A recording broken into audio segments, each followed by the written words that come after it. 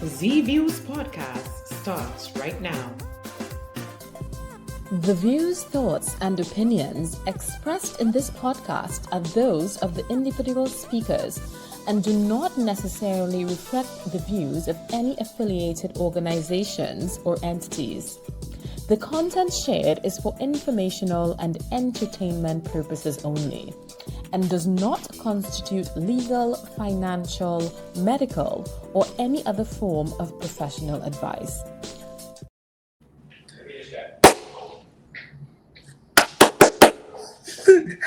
Good morning, good evening, and good night, wherever you may be. Welcome to ZViewz podcast.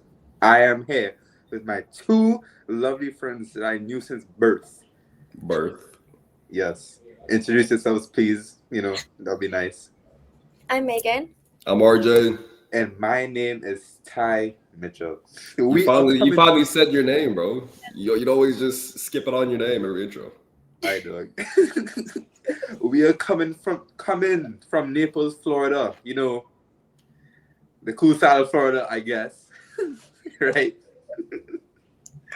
And the reason we started this podcast is because why do you think we started the podcast? Yeah. Poverty, we broke. Probably not hitting, none of that. None of that. Right? But before we get started, we have an amazing episode lined up for the people of the population, right? We have a wonderful financial advisor to help me and everyone else. No, all of us, the people, you right there, all of us. But mostly me.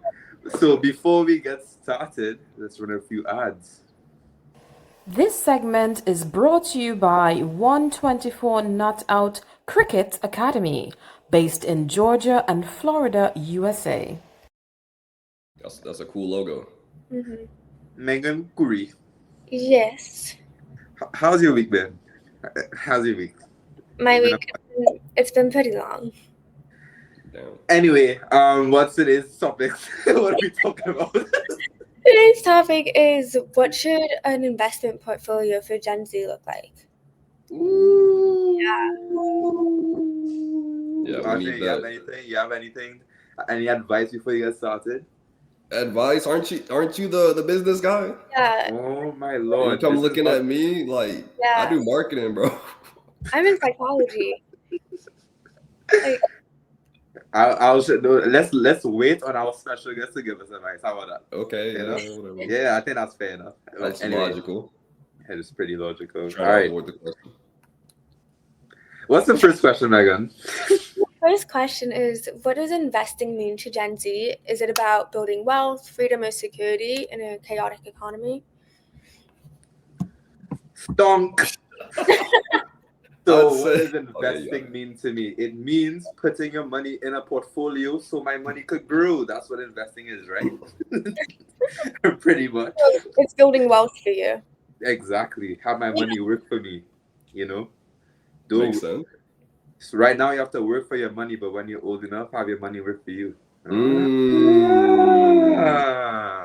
That's nice.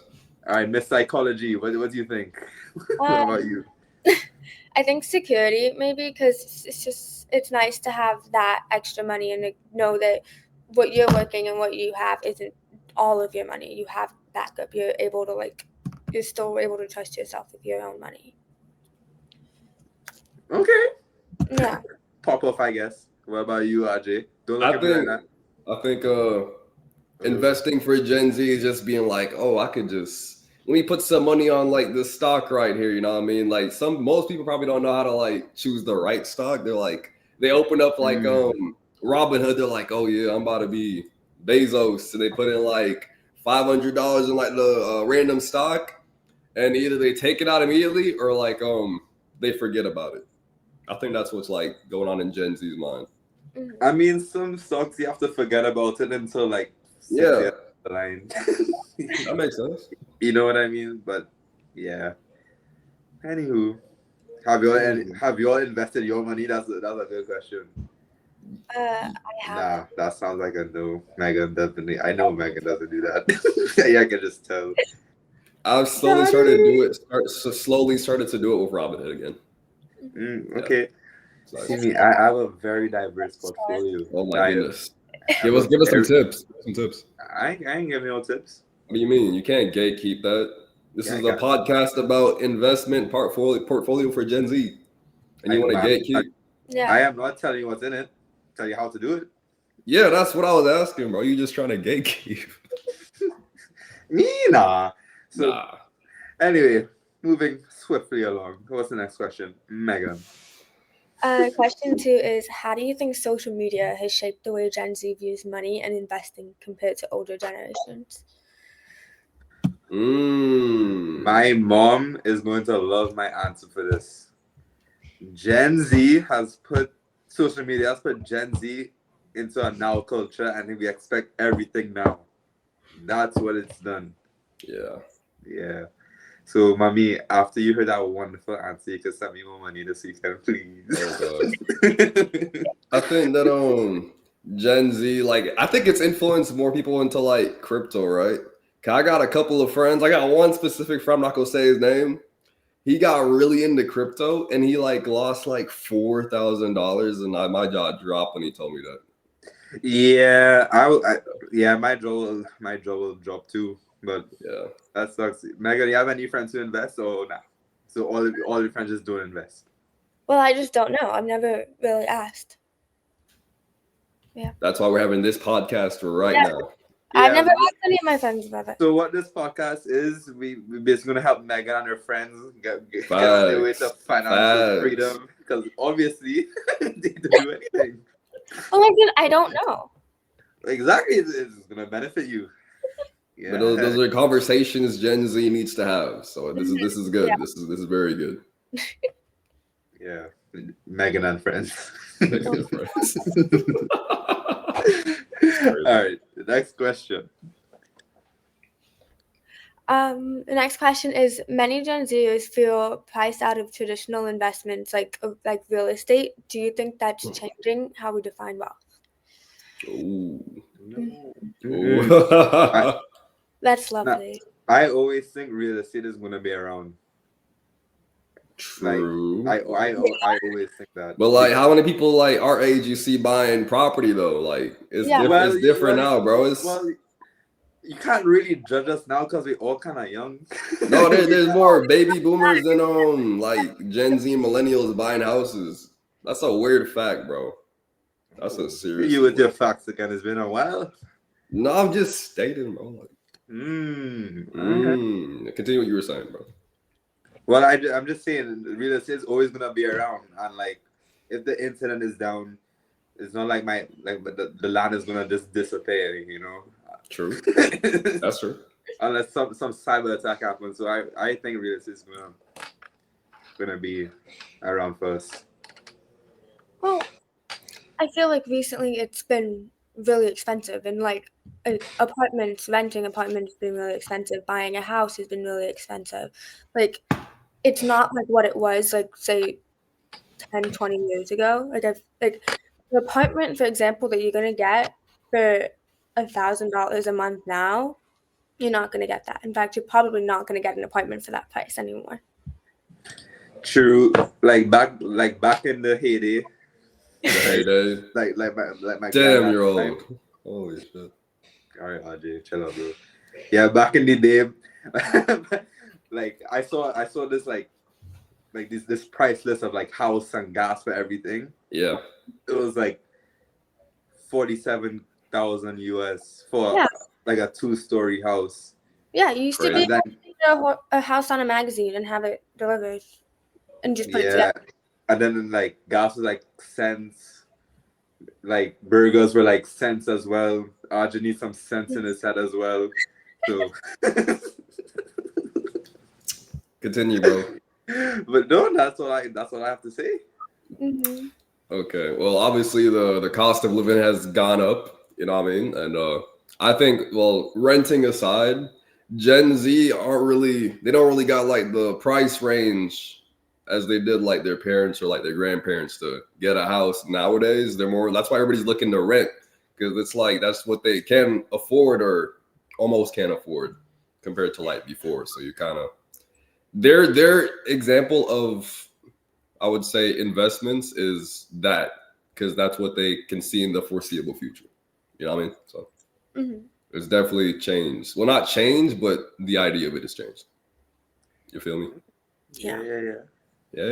Ty. Ty what? Ty. You don't look like you in agreement. No, I agree. You were like, yeah, like you had something else to say. No, I didn't. I was reading something. All right. Okay. What are you reading?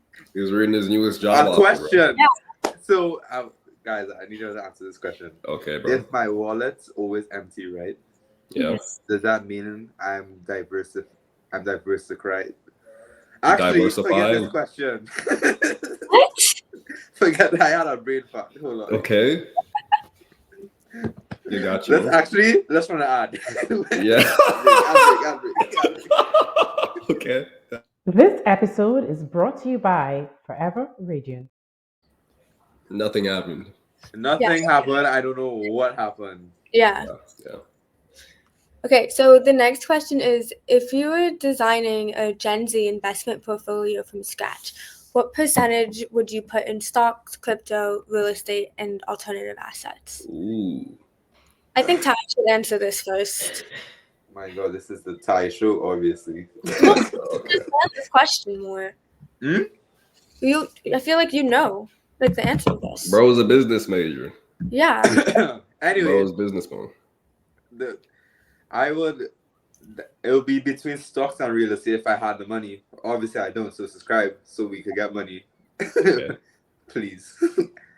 But it will be between most of it will be stocks and bonds and real estate. No, but do like a percentage though, like 50%, 40%, 60%. Yeah, okay, so 40%, 20% stocks. Okay. 50% real estate. Okay, 50% right? real estate. Yep. And everything else, it'll be split in between those. You're just gonna throw whatever at whatever and see what sticks. Yeah. No, that's fair.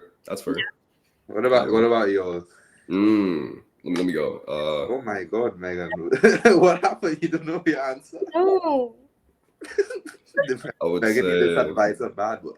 Yeah, I do. That's why we have a guest. let's say 40% stocks, 40% real estate, and then I'm gonna stay away from crypto, and then put like the 20% to like alternative assets. Yeah, alternative assets. Yeah, you feel me? Yeah. Why would you stay away from crypto? Wonder what I did this weekend? What happened? I spent like 80% of my paycheck buying Bitcoin. That's smart because that's stable, right? And it went up. Nice. I'm like, I'm a businessman. You feel me, bro? Yep. That's business doing business. All right. Wait, is that why you had my friend drive you to Fort Lauderdale? No, I just don't have a car. Yeah, no, but then you couldn't Uber? No, but like, why would I just waste my money? That's why you and everyone else losing money. You're not saving where you could save. That's insane. That's insane. Why would I Uber down to Fort Lauderdale and then Uber back? You got your own personal chauffeur, bro. Like, I wish. That's crazy. I wish. She's gonna watch this and be like, "That's insane." Yeah. I never said she was my chauffeur. You did. So, but you didn't deny it. You didn't deny it, bro. I said she's not my chauffeur. What do you mean? Bro's deaf. Yep, whatever, bro. Bro's deaf. It's okay. It's okay. She'll interpret it how she wants. Mm-hmm. Okay, so the next question is, should Gen Z prioritize funds and ETFs or explore higher risk assets like startups and digital currencies?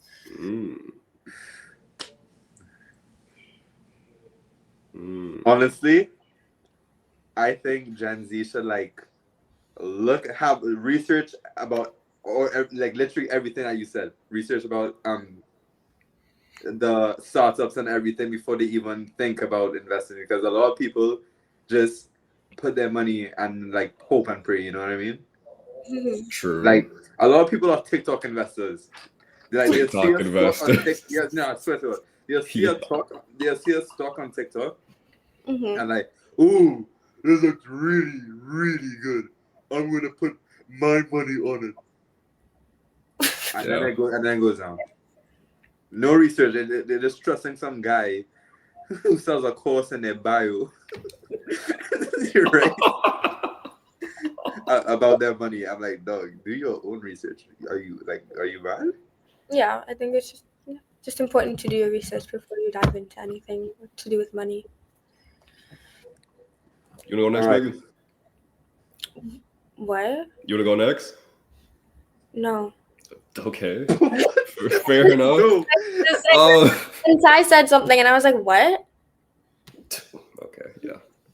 Answer the question, whatever you answered. Yeah, I'm thinking, bro, like digital currencies, they're like the most volatile. So like it's kind of like day trading, but like worse. I'm pretty sure those are like the meme coin people who like just be there's like a coin after everything, and it's just like it's not safe at all. Hey You know man, what I mean? but it works sometimes. Okay, well, yeah, you heard it from Ty. Financial advice, yeah. No. None of this is financial advice. None of this should be taken literally. That's definitely not my advice to invest in a meme coin. Yeah, none of this is financial But I'm just advice. saying it has worked sometimes. I'm still waiting on Dogecoin to hit $1. That would be nice. Okay. Yeah, let's move on from this question. Okay. We'll talk. The next question is, how can someone in their 20s invest with that large starting capital? Are micro investing apps actually useful or just like hype?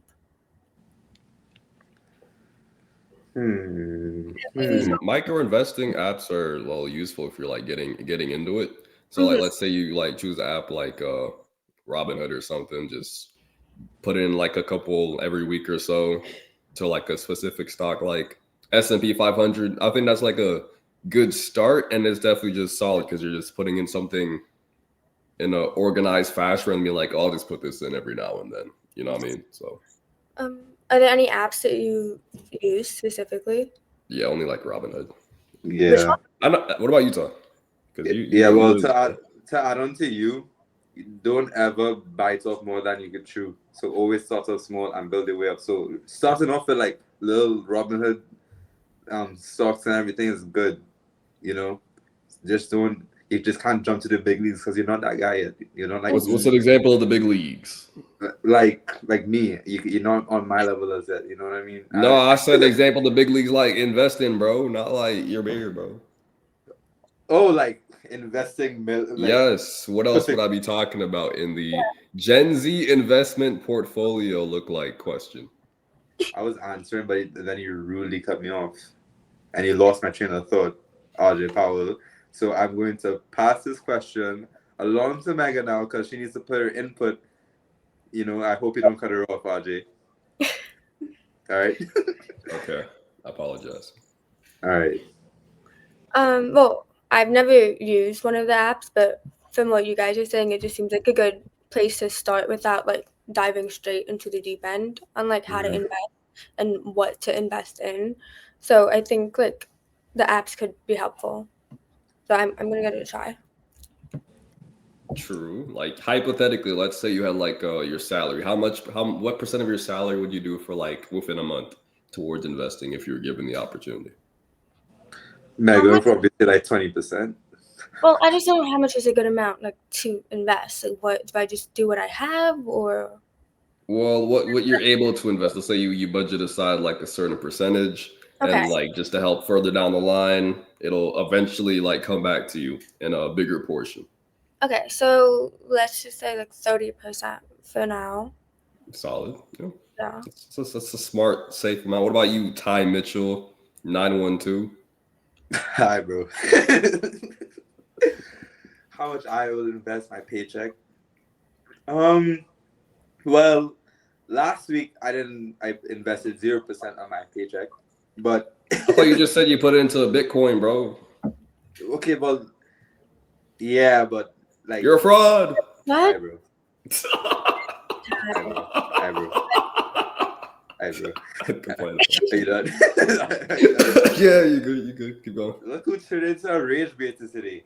I'm not rage baiting. I'm just asking No. questions. Like, what do The people week talk about on a podcast? The week before that, Yeah. I spent 0%. And Yeah. but since I kind of knew what I was doing, I put in most of my money. So like 65-70% of it. And then I spend the rest on tomfoolery because you make sure to have F around money. It's always good to do that. This is not financial advice. No, it is because I guess your experience. No, So I guess serious that's though, because like imagine you put in all your money into the stock market. How are you gonna eat, bro? How are you gonna go out? You know? So you always have to have mess around money, man. It's serious stuff. Yeah, but legally, this is not completely financial advice. Legally, yeah. Moving on. Look Okay. who's The next parties, RJ, aren't you? Okay, bro. The next question is, how should Gen Z balance between short-term opportunities like flipping NFTs or side hustles and long-term investing goals? I think it should be a 50-50 split between, because you do need money right now because you need to live and everything, but also you want to build up yourself for the future and not be, in the same position as you are right now, like 30 years down the road. So it should be like a good split. Mm-hmm. Yeah, I think that like investing for your like long-term goals are important, but like also investing for what you need now. I think that's also important as well because it's just you never know what's going to happen. Maybe. No, I'm just thinking, bro. Like Socrates with that pose. No, bro, I'm just thinking, bro. I think a balanced way to do it, if you're just getting into it, is just like 15% to a short-term investment, 50% to a long-term investment. I think that's like, if you're as an introduction, I think that's the best way to go about it. Or you can even do less. You know what I mean? It's all about just research. Don't take us too seriously there, but like do your own research beforehand if you're doing anything bigger. You feel me? Yeah. Mm-hmm. All right, Megan, it is time. We reached that stage. Oh, Nope. It's him. Oh, he's arrived. Okay. Nope. We have one more question. You sure? Yeah, after question 8. Oh, my bad. Yeah. Sorry. My apologies to the people. Sorry, question. Yeah, guys, you gotta wait a couple more minutes. Sorry, I was a bit excited. Hey, a few more minutes. We're almost there. Okay, so the next question is, how important is ethical or sustainable investing to Gen Z? Is it something we truly act on, or is it just like a buzzword to get attention? I think most of it, like for our generation, most people just say stuff, and it's more of a buzzword instead of actually doing it. What do you count as like ethical or sustainable investing? The opposite of Nancy Pelosi. Yeah.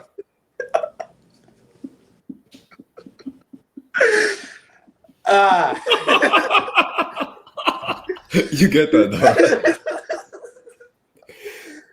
Oh my lord, bro. Oh yeah.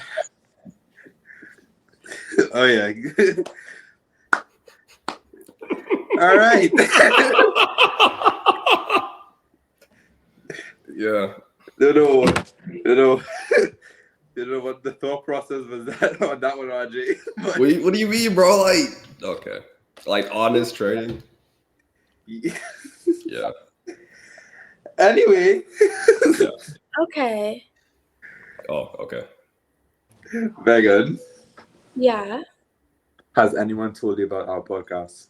Have you heard any reviews or anything? Yes, I have. Let me hear it. They like it. They like our energy. I've heard a lot of things about you. I bet you have. Story Yeah. of my life. Anyway, bro, I was just chilling last night, right? Mm-hmm. I was Snapchat on my phone. Yep. I looked at my phone as my boy, who I've been talking to in like 2 years, like since high school, right? It's him and his family watching my podcast in the living room TV, and I see my big face taking up the entire screen. And then, bam, man, I was about to go to bed, and I woke right back up because, like, what the? I'm like, okay, that's for the views, I guess. We need the money. Nice. What about you, RJ? For me, I would say just we're getting a lot more comments on Instagram now. It's quite nice. Like the views are insane. We're getting a lot more comments, and I like it. It's cool, man. Appreciate it. Yes, sir. Yes, sir. Okay, Megan. I think question 8 has gone by, right? Yes, it has. So it is time to introduce our first guest ever. So it is a financial advisor named Julian Ponzi. So during the last 30 years, Julian has spent 10 years as a financial underwriter, followed by 20 years as a financial advisor, working with major firms such as Unum, Merrill Lynch, E-Trade, Prudential, and Northwestern Mutual. He currently focuses on holistic and financial planning for professionals and business owners to help identify and realize their financial goals. So he's going to be our first guest ever on this podcast. That's nice. Woo! Let's go. I'm so excited. Hi. Afternoon. How are you all doing? Hello, Mr. I'm Ponzi. good. How are you? I'm doing good. I didn't realize I was the first ever. Yes, you are. That's interesting. I've got a lifetime of being first. That's cool. We're just adding another one to the list. Yes, indeed. Yes, indeed. I was sitting listening to you all go back and forth. It was interesting. Yeah. Okay. Yeah, I'm sure. I hope it's a good, interesting. Yes. Interesting is always good.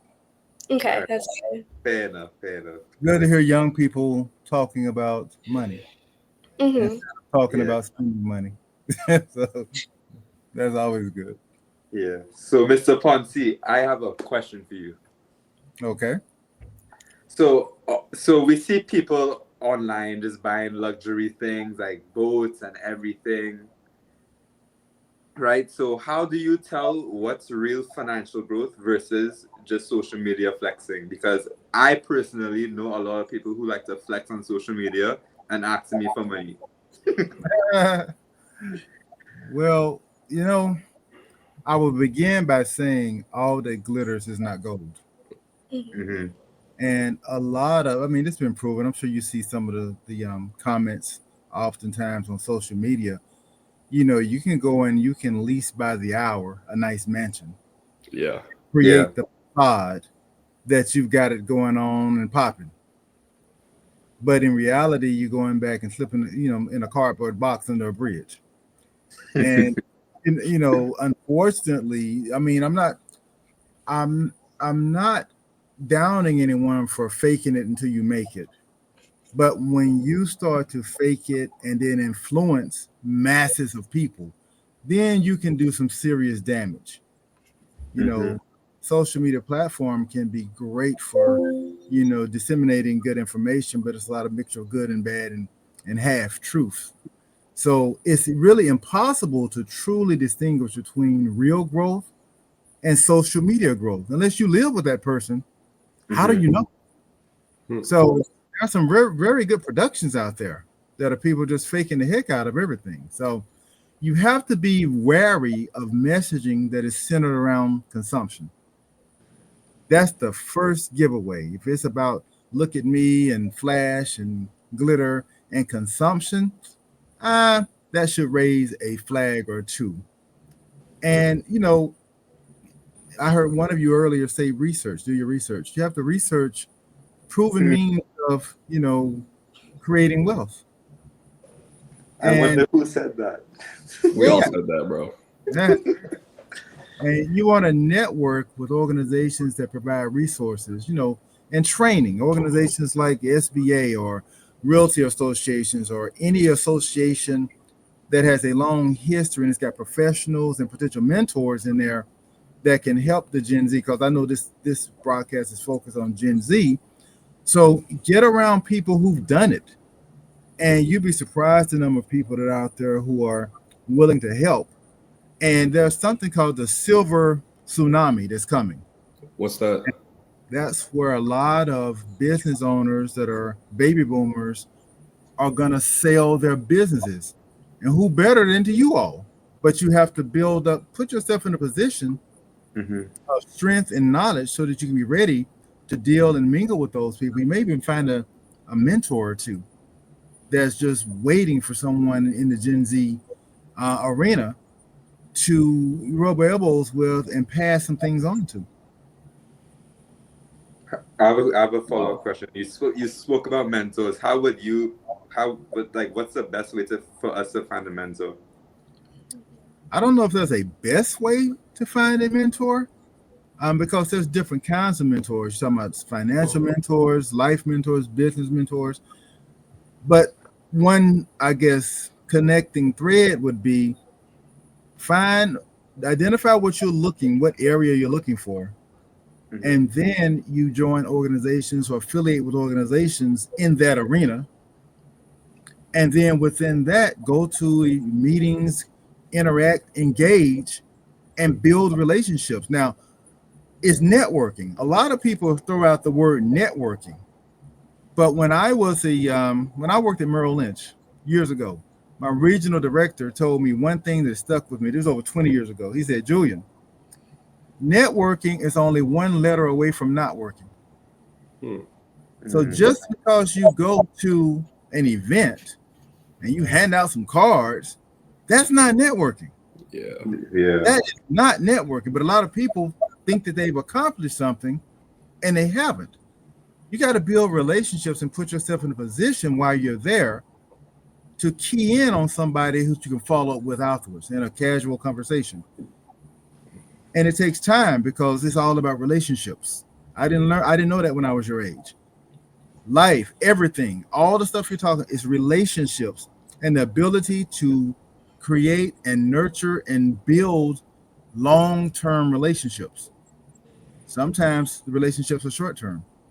Sometimes people are only in your life for a minute and they're gone. But if you're identifying something you want to do, you want to find a lifelong mentor. See, I'm a mentor, but I also have mentors. Even at this age, I still have mentors. So I'm in an organization called the 100 Black Men. And we have a theme, it's called mentoring across generations. And so you have that theme that runs very deep in our organization to where I might be a mentor to people your age or younger or in the 30s. But I've got guys like one of my best friends, one of my best clients is a guy that invented Sun Chips potato chips. He's been a wealth of value to me over the years since I met him. And he's not my official mentor. We built a relationship based on some things that we were doing together in the community. Wow. That was a long-winded answer, but I hope it was thorough. That was awesome. Trust me, it is. Wow. Yep. That was beautiful. So another question that we have for you is that a lot of us, like me, for example, feel behind when it comes to money. So, like, if you're in your 20s and trying to get it together, what's the first move that actually matters, like, beyond just making a budget? Well, there's this saying that says, don't waste your 20s. And it's very true. But the thing about it is, what you want to do is determine your immediate and long-term goals. First and foremost, you've got to have a destination in mind. And then you want to assess your financial situation. What that means is, look at your debts, your assets, your cash flow, your credit score. But a lot of times when it comes to this kind of stuff, people they don't put enough focus on cash flow management. Everybody's got their own personal cash flow cycles. You've got to not just budget, But you've got to actually identify the goals. And then once you do that, build a budget around those goals. It does not make sense to build a budget that your cash flow does not have the capacity to support. Mhm. That's a fool's dream. That's fool's goals, so to speak. Mhm. So, and here's the number one thing, most important. Do not measure your success based on the apparent success of others. Because you have no idea what's really going on behind the closed doors of that house. I mean, you've got people that are driving great cars, living in nice houses, and have all of the apparent, outwardly material things that go along with that. But you do know, well, I'm not going to ask. There was a report that came out a few months ago that said that there's a large number of people in America who earn $250,000 or more a year, and they live in check to check. Wow. That's because we are built, everything about our economy, from the time you're at the age where you start to learn language, you are programmed, and I was programmed to be a consumer. Everything's about consumption.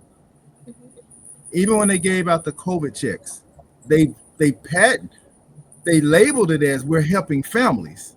No, the purpose of the COVID checks was to keep the wheels turning, the economy turning, keep people spending, because the American lifestyle, the American economy is built off of consumption, period.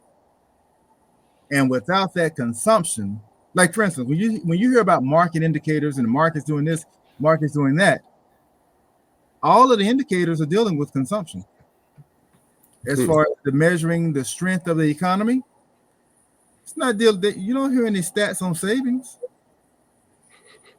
It's consumption. Yeah. Yeah, I never thought about it like that. Yeah.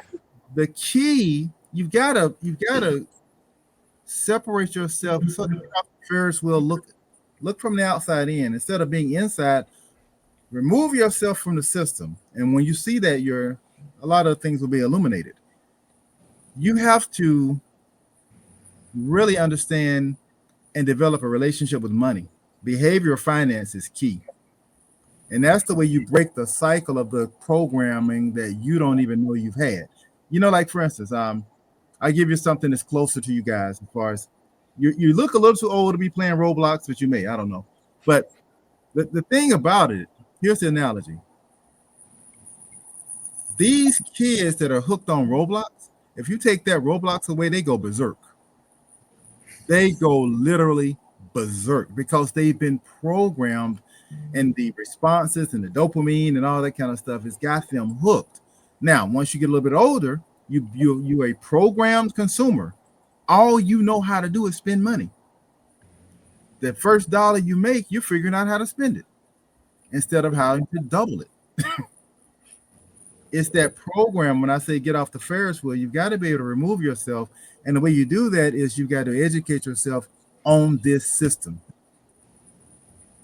And learn the tax laws, because the tax laws to favor businessmen. You got all kinds of tax breaks, tax incentives.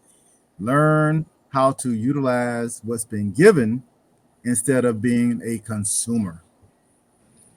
I like that. Yeah, I like that a lot. Thank you. Yeah, my dad's gonna thank you for this. Yeah, mine too. I also have some questions for you. How would you redesign what we're taught about money? What would you make mandatory for Gen Z, like in a financial sense? And what's something you wish you learned earlier that you could tell us now? Yeah, I could write a book on this one, but the first thing, listen. My initial gut instinct is to say make mandatory financial literacy starting in 9th grade on up. But I'm going to amend that, put a caveat on it. Rather than financial literacy, which is fine, I am more of a proponent of financial acumen. Literacy is just knowing definitions. Acumen is knowing what to do with what you have. See, a lot of people make money. A lot of people make money, they don't have a clue what to do with it. Hence, going back to what I was talking about, consumption, consumerism. I know when I was in college and even after college, I could have $100 bill in my pocket on Monday, and by Friday, it's gone, and I don't know where it went. It just evaporated. I don't have anything to show for it, but it's gone. And so financial acumen is becoming a student of what to do with the resources that I have at hand. Whether you're a janitor or whether you're a CEO, you have to have the acumen. True story. I won't name the company, but I worked for a company back in the 90s. The CFO of the company went to Circuit City to apply for a credit card and was turned down. He made $800,000 a year. Why? Jeez. Why would he get turned down? Too much going out, not enough coming in. Oh. Biting off too much. He had 2 ex-wives, children, alimony, private schools, nice house, lifestyle, all the trappings of success. But it doesn't matter if you make $1,000 a month or $10,000 a month. If you're spending $1 more than what you're bringing in, you still have negative cash flow. So that, what else would I change? Well, I would bring back home economics. You all may not even know what I'm talking about, but back in the old days, they taught, it was called home economics in school. Yeah.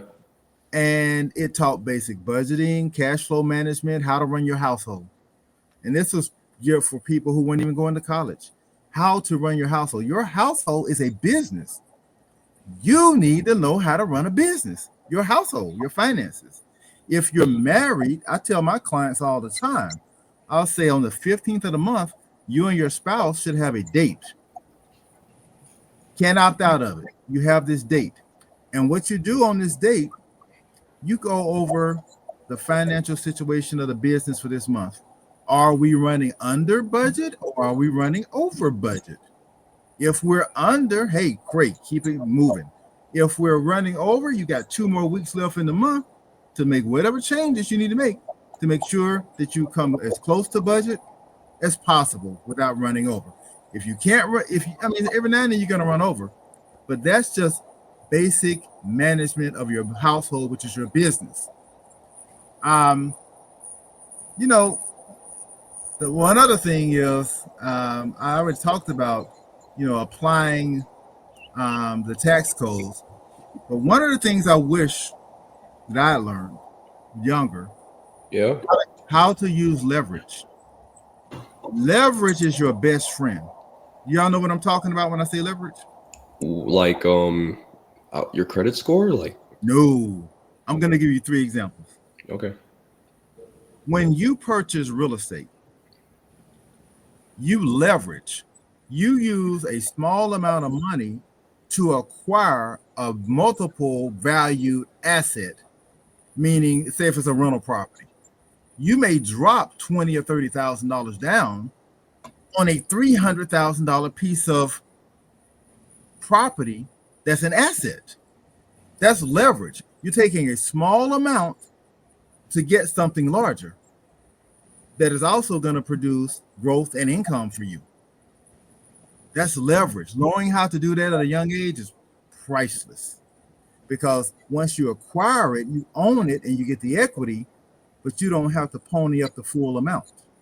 You get all of the benefits, all of the, in the case of real estate, you get all of the tax benefits. Like one of the most powerful benefits of being in real estate is depreciation. You get to write it off. That's the tax management marvel, depreciation. But I'll give you another one. Let's just say that over a period of time, you start to invest money in a brokerage account, taxable brokerage account. And over a period of time, you got X number of dollars. Well, the value anyway is at a certain level. You can do what's called margin. You can put that account on margin, which allows you to borrow against it. So let's just say you got over a period of time, you put away some money, you invested, and you've got $30,000 in there. Let's say you want to buy a car. Well, you can go to the bank and get a loan on the car. Do that. You can save up money and just drain the swamp and pay cash for the car. You can do that. You could also borrow against the values of your stocks and bonds that are in your brokerage account, pay that back as you like, and then over a period of time, once that car is paid for, because you're going to stroke a check for the car because you just became your own bank. Yeah. But then you can stroke a check, pay yourself back 4 or 5 years later. The value of that investment account is much higher than what it was when you started, and you've got a vehicle that's paid for. Then you can rinse and repeat throughout your life. You can just keep rinsing and repeating. The third way that you can use margin or leverage is through a cash value life insurance policy. You hear people always, some of the information you see on social media, it's just a pinch of it is true, but most of it is wrong. And it's got people thinking that they're going to just be able to do this overnight. But you can do the same thing inside of a life insurance policy that grows cash value, and you can collateralize that cash value during your lifetime. And if you die, guess what? Your beneficiary gets a tax-free lump sum of money. So utilizing all three of those at the same time or having a strategy towards it, when you get to your 40s, you're a very financially powerful entity if you can properly learn how to utilize all three of those. And they all have their advantages and disadvantages. You should never make the mistake of comparing the three against each other. They're built differently. They all three have pros and cons, but comparing them to each other is apples and oranges. You don't want to do that. They all have different strengths, like the depreciation I mentioned.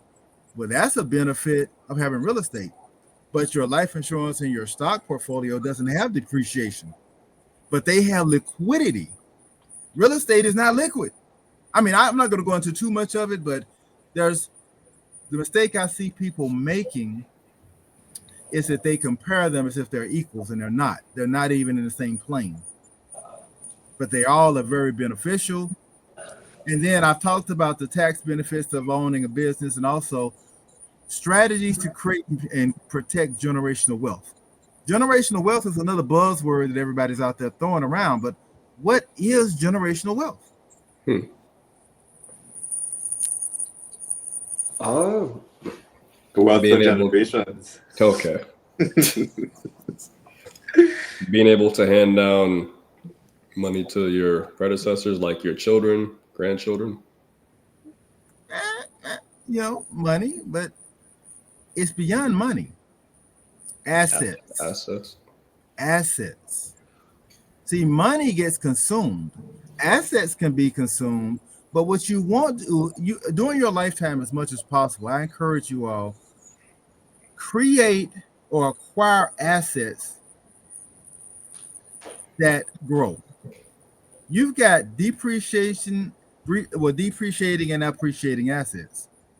Going back to that consumer problem I talked about, a lot of people consume depreciating assets. If you got this nice whip that you just paid $60,000 or $80,000 for, well, you drive it around the block a couple of times, now it's already worth less, right? Yeah. You might turn a few heads, but after about 3 or 4 months, less heads start to turn. But guess what still turns? That revolving account where those payments are coming out to pay for that car. That continues. When the new smell is gone, that same payment is still there, smelling not so new.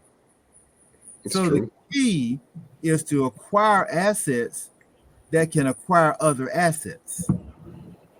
That's the key. It's like watching grass grow. It's very boring, very methodical.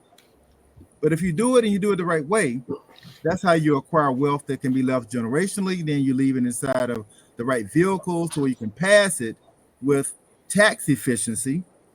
Because one of the things that you guys got to be aware of, taxes are going up no matter who's in the White House. Yeah. It's going up. It's just a matter of when and who. So there's strategies around, listen, you can either build and acquire generational wealth, or you can buy generational wealth too. But you got to know how to buy it and how to leave it. All that. I like that. Mm-hmm. That was very informational. Yeah. And you taught me a bunch of stuff that I wasn't that aware of before. Yeah, I didn't know any of what you said before this, and I'm really grateful. I'm really thankful now that I know all of it. So thank you a lot for that.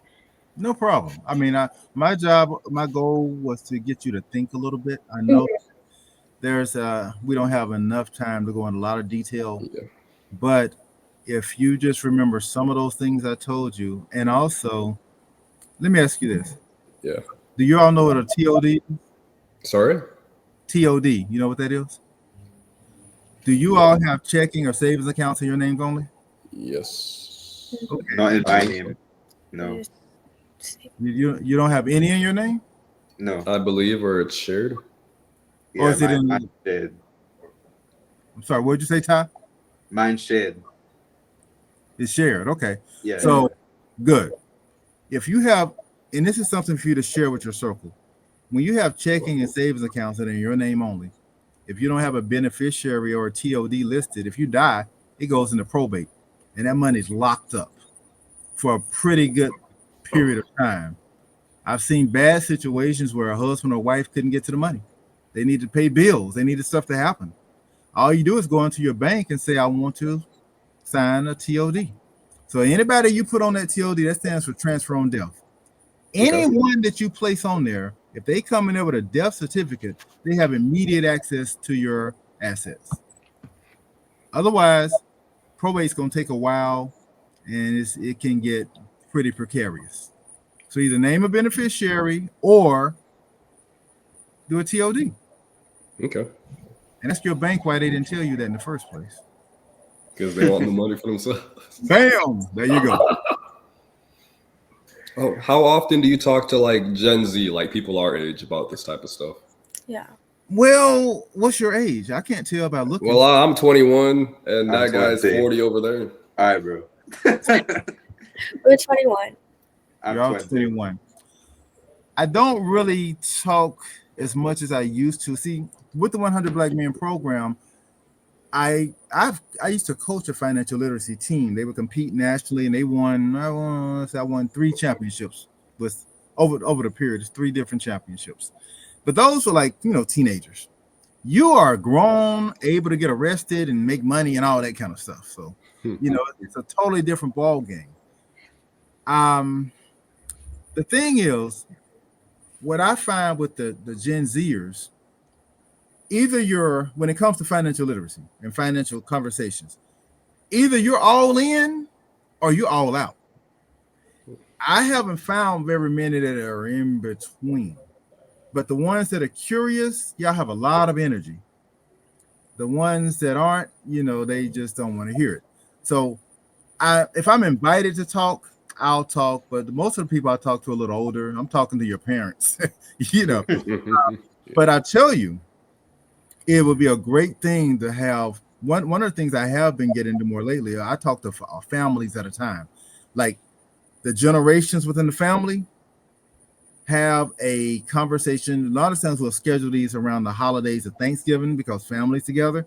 And, in between a football game or two, we'll do a Zoom. And we have all multi-levels of that generation right there in a Zoom talking about money. Because in certain communities, it's sort of like taboo to talk about money. It's sort of difficult. Like I use this example. It's a true example. Most African Americans, anyway, if you are as a kid, say you're 14, 15, 16 years old, you sit down with mom and dad. Hey, mom, dad, how much money do y'all make a year? You know what do you think the answer is? Not they'll just slap you or something. a little tap on their head.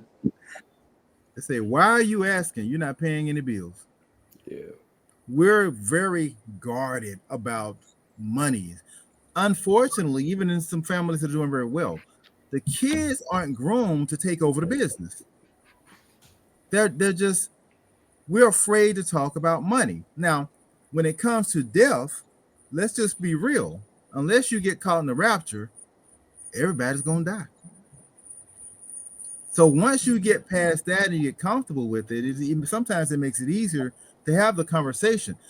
If I want to pass the baton to the next generation so that you all can have a clean handoff and run faster around the lap that you got to run, we got to have these conversations. And it's a beautiful thing when you see a grandfather, a son, and a grandson in one room talking about generational wealth, because the generations are right there in front of each other.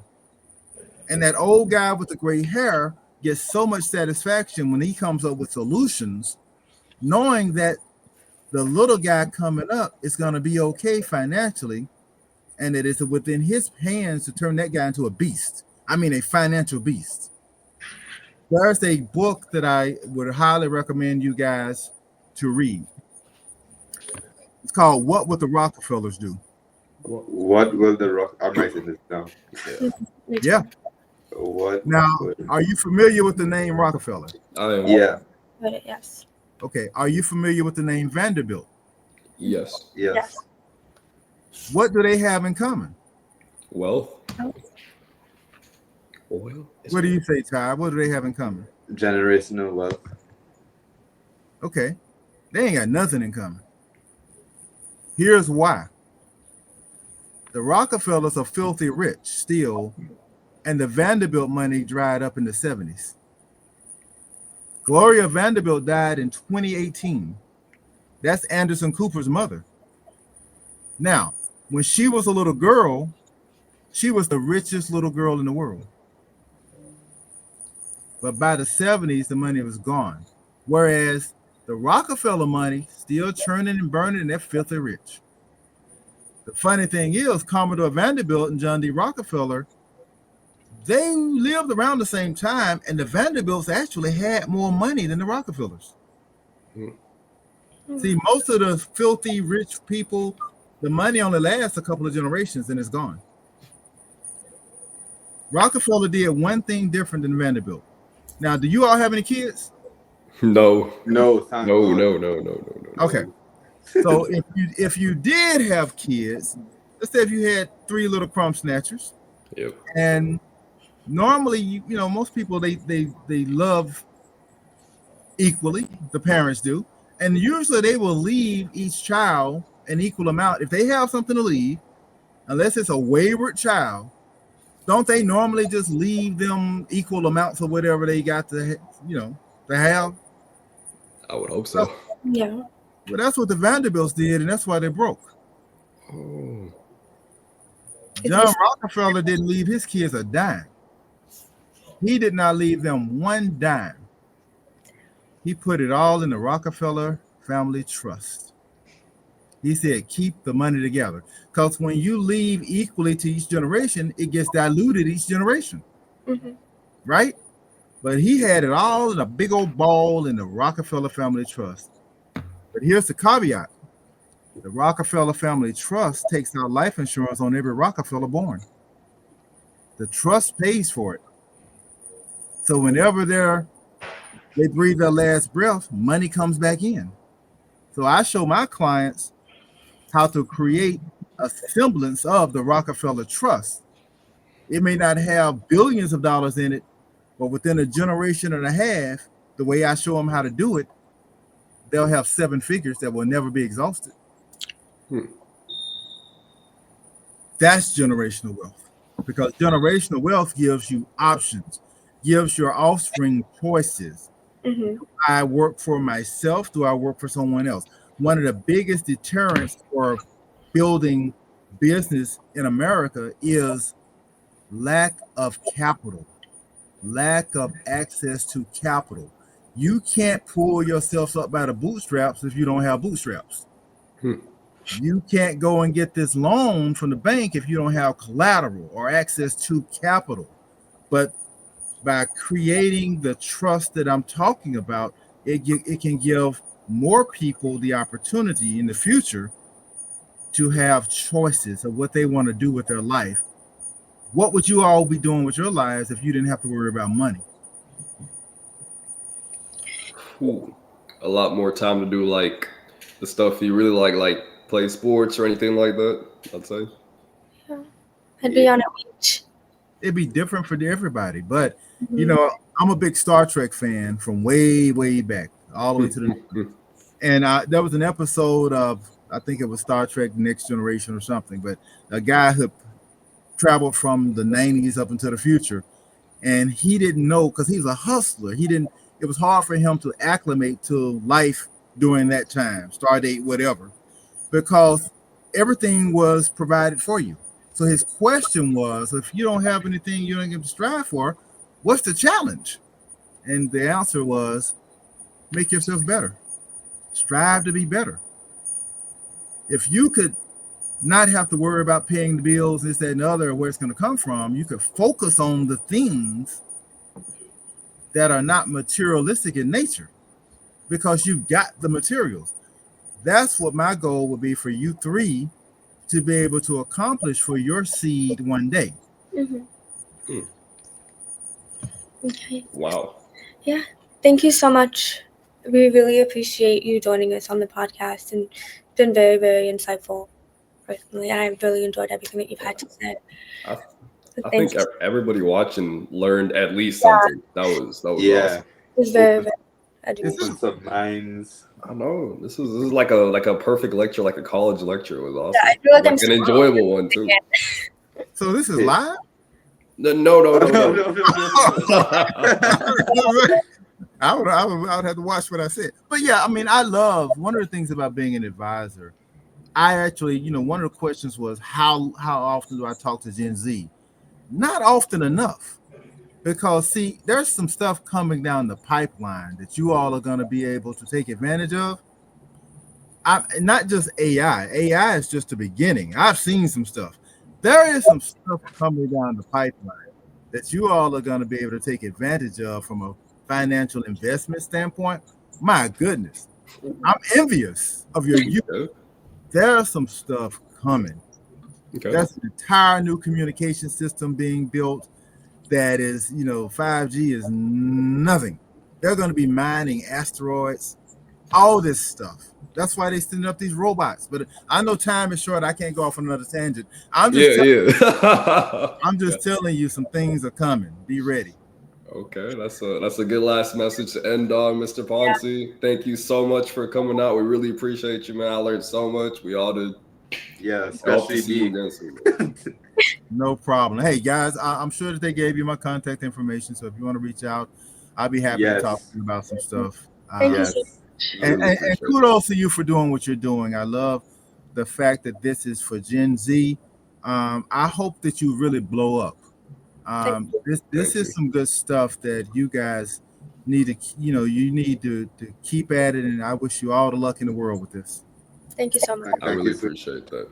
You'll be hearing from me. Me too. Oh yeah. How does he compare to like your professor style? Yeah, like, this is 10 times better. That's what I was saying, bro. That was hate. I felt like I was just actually engaged the whole time. Honestly, bro, I might just drop out right now. Honestly. Okay. So before we we got one more ad, don't we? Yeah. Don't pay the bills, boy. This episode is brought to you by 124 Nut Out Sports Agency. Welcome to the next level. Oh man, I feel like just stuffed with knowledge right now. Yeah. So, okay. So let's see what we learned. We can use any of it to answer the last few questions that we have. Yeah. Oh, look at you using your brain. Yo, that's crazy. That's insane. Oh my god. Continue. What's the question? Next question is, do you think Gen Z's social values like climate action and diversity should influence what we invest in? Help. Okay. Right? I know someone built like that, bro. Yeah, because it's, especially like the climate, it's our future. Like, the whole point of investing is to invest for your future. help you in the future. If you're not like investing in the earth, what are you doing? Look, all of a sudden, see, after Megan got that talk sheet, look at her answering all the questions and everything. That's Now making she's me like, famous. she wants to answer the God. question. Okay, RJ, what do Oh, you? me? I think like, honestly, I think it should influence like the different stocks you want to trade on. Like if like a event or like any like type of like an event or like the climate change just changes, I think like a business will be affected. Like a certain business that's towards like, let's say a business that works in weather, so to say, like weather detection and stuff like that, you would invest in stocks and stuff like that like ahead of time. You're like, oh, that's happening, I should probably invest in that before it comes, to try and get ahead of time. Because once you hear about stocks, like around the time you hear about stocks, it's probably too late, like on social media and stuff. Oh So yeah, use those type of indicators to influence like your investments, you know. Mhm. Yeah. well, I have this thing that I saw, right? Yeah. They look at different climates around the world and what's going on, and then they invest in the companies that are benefiting from those certain climates. I'm not saying what, Okay. because I can't. Okay. but yeah, that's what. Just look, even though it might not, just look at it. Yeah. Don't hate the player, hate the game. Hate the Yeah. game. Mhm. Exactly. Okay. Nice. So the next question is, why do you think Gen Z is both more risk tolerant and more anxious about money than any other generation before? Well, I'm not. You're not anxious about money? No, I'm not anxious. Money will come and go. You don't. If you get too attached to money, that's gonna be a downfall, because then you'll be like a cheapskate and not live life, man. But yes, I'm not saying blow your money. I'm not saying blow your money out. I'm not saying that. I'm just saying, don't be afraid to spend money if it's gonna help you gain money. Like Mr. Ponzi said. Mm-hmm. Had a whole talk. Yeah. Had a whole talk. That's a nice TED talk. I loved it. Yeah. Well, I think that Gen Z is like anxious because things is more expensive now. Like cost more, cost of living's higher. The average hourly salary is not like living wage. Yeah, I swear, taking out girls it like tripled the price. Like the price has gone up 3x. Bro, they're It's not so listening, expensive. bro. They're not listening, actually- bro. They're not listening, bro. You actually cannot take a girl out in this Oh economy. my I God. swear to God. I'm not even trying to joke around right now. You just can't. Oh, Imagine spending.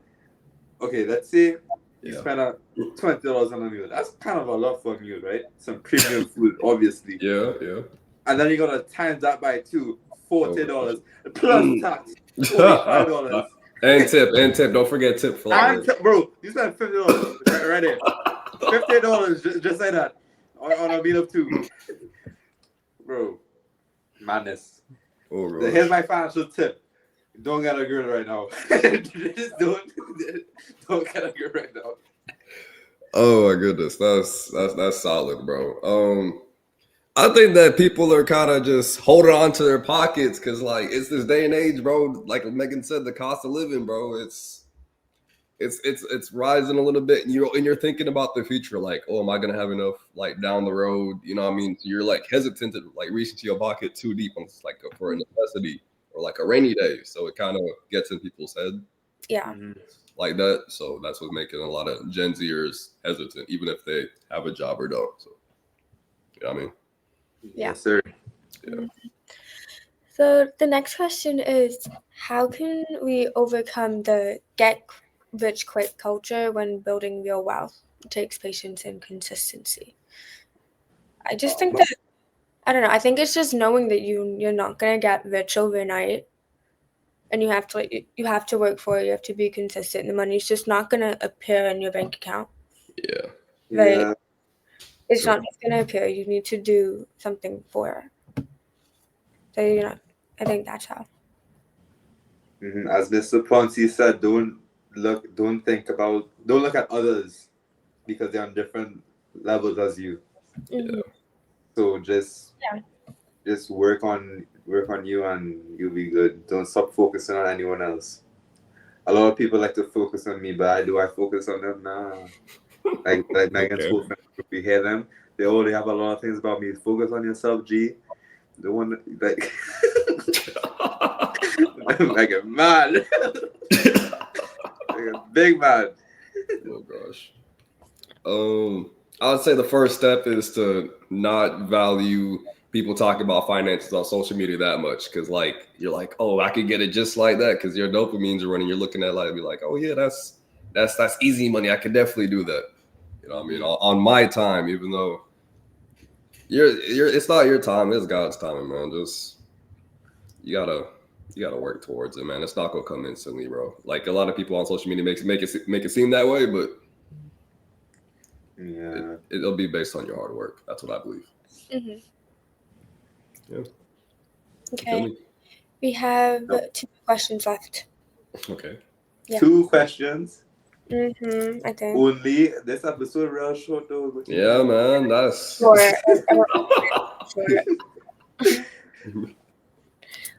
Okay. So next question is, with new technology like AI and crypto changing how we invest, what kinds of investments do you think Gen Z will be putting their money into by 2035? ooh. I don't know, AI companies. I Yeah. think so too. Because just like how fast it's going and how like rapid it's changing. Bro, I don't know why.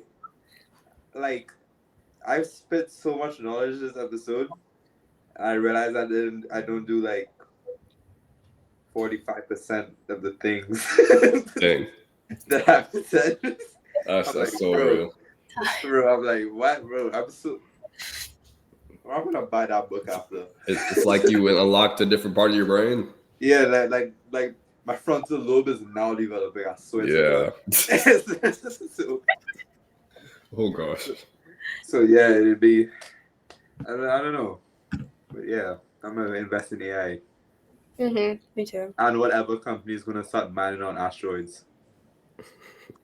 That's pretty. I feel like that's way farther than 2035, though. I'm not gonna lie. Hey man, hey, you wanna know what's crazy? What? There's been a. Hold on, let me get my. Yeah. thought Okay. process. Yep. The frontal lobe.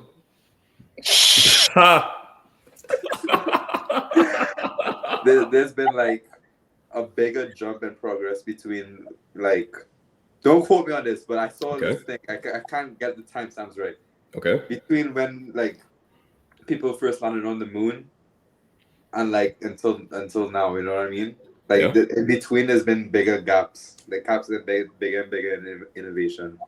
Okay. Oh, I get what you're saying. Yeah, you get what I mean, right? I just don't know Yeah. how to formulate it.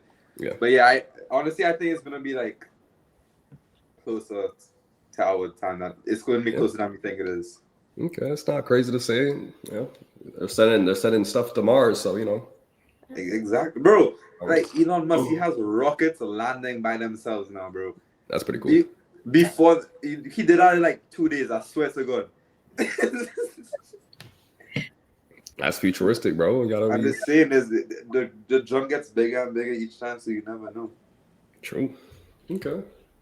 I think me personally, like I know everybody's talking about AI and okay. It's COVID. I know we're talking about AI stocks and like that, but like I've been seeing like some robots, like people inventing like robots to like do stuff around the house and stuff like that. Like, do you think those stocks would be going up around then? Yeah, my mom uses Roomba, so yeah. And besides Roomba, I'm talking about like robots, like that looks like a person. Oh, that's like weird. Rizbot. You know who Rizbot is? Who is Rizbot, dog? Oh my God, there's this robot that literally walks around the streets of LA. has on dunks, has a hat on and a chain. You just ripped out? Yeah, I swear to God. It's like a robot that's like 5'1", right? And there's a guy controlling it remotely. Yeah. And he just loaded it up with memes. so he just walking around and playing it to people and like making farts and noises, and it's hilarious, bro. That's an excellent use of a robot. Yep. Honestly. Yeah, I put stocks in that. Mhm. Okay. Let's move on, bro. What's the next one? The last question is, if you had to give one piece of advice to your 18-year-old about investing, what would it be? Wait, Loki, say that question again. I was zoned out. If you had to give one piece of advice to your 18-year-old self about investing, what would it be? Nah, I would have not 18. My 5-year-old self, I would have told myself to buy Bitcoin at 5 years old. Dog. Yeah, like probably give myself like a heads up about like stocks, like AI stocks Yeah. ahead of time. That'd be so crazy. Yeah, I just Bro, here's the thing. started investing because I didn't do it. Want to know what I realized? A lot of What? things we kind of predict the years before, but we just don't take action on anything. Like what? Give us an example. Like the robots and everything, the AI, like you know, they made movies about it so long before us. They didn't think it would advance that quick though. Like, No. you know what I mean? No, but I know, but they predicted it, and we just next futuristic movie I see, I'm investing. I'm gonna find a company that's doing it and invest in it. Okay. Yep. Doesn't that count as an early startup then? Look at you! Get you on the ball tonight. Okay. Yep. Okay, well, that was the last question. So, We're wrapping up. yeah, I do. Damn. Okay. We had a pretty phenomenal interview. I think that was the most information I got out of this podcast ever. You know what I mean? Well, bro, back in the that was so hostile. I was like, oh yeah, it was. Oh, it's actual educational information. Are you saying that I'm not a scholar? No, Are you saying RJ and I are not no scholars? No, she's talking about you. Both of them. Both brain rot. All right. Okay, well, we gained a lot of information. We would like to once again thank Mr. Ponzi for coming out. That was, I believe you all gained a lot of information from that. We appreciate y'all for coming out. Remember to like and subscribe. Check us out on YouTube, TikTok, Apple Music, all that, Instagram. We appreciate y'all, man. Yeah. Okay, guys. Yes, Thank you. Have a wonderful weekend. Bye. Peace. ZViewz podcast was created by Basia Alicia Powell, executive producer Basia Alicia Powell, producer Alana Avis and Delicia Winnell, creative designs Basia TV Productions LLC and RJ Powell, legal consultants Alicia Beza, music all rights reserved to Basia Alicia Powell and Ricardo Powell, editors Basia Powell and RJ Powell, graphics and design Basia TV Productions LLC and RJ Powell. Music all rights reserved to Basia TV Productions LLC. Content contributors Megan Curry, RJ Powell and Ty Mitchell. Hosted by Megan Curry, RJ Powell and Ty Mitchell. Thank you for watching.